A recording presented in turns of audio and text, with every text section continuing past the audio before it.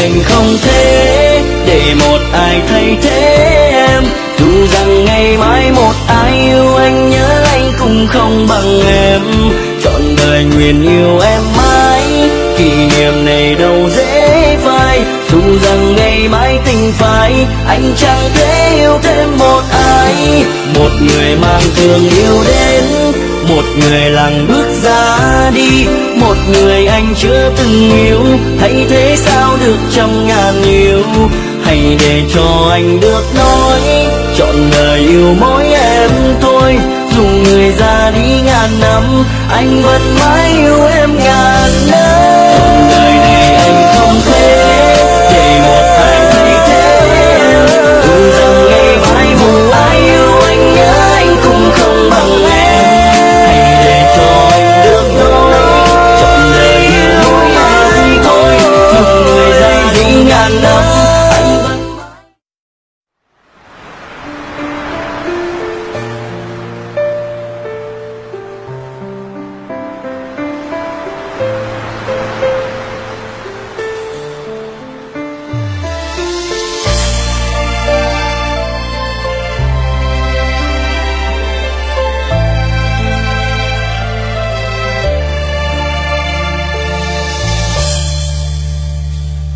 phải có đâu xa, hôm qua vẫn còn bên nhau.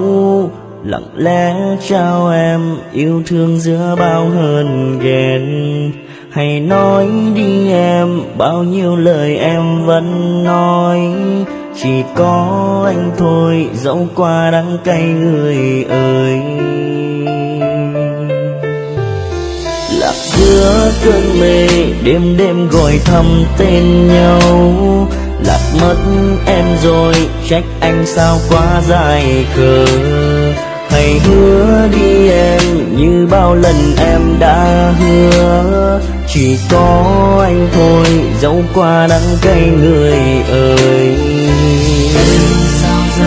Chẳng đời anh tiếp bước theo, để đoạn đường vắng anh bước đi trong lẻ loi. Chợt mong manh như khói sương, chẳng gì có thể thay thế được tình yêu em. Trọn đời này anh không thể để một ai thay thế em. Dù rằng ngày mai một ai yêu anh, nhớ anh cũng không bằng em.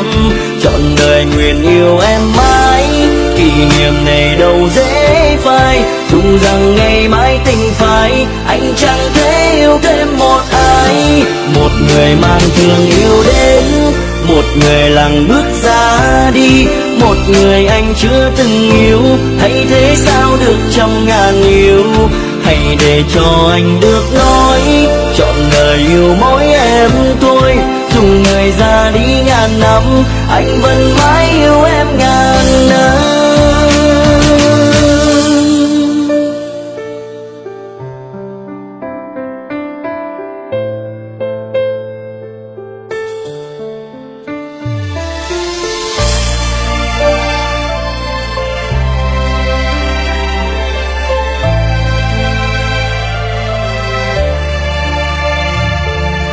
Em sao ra đi, chẳng đời anh tiếp bước theo. Để đoạn đường vắng anh bước đi trong lẻ loi.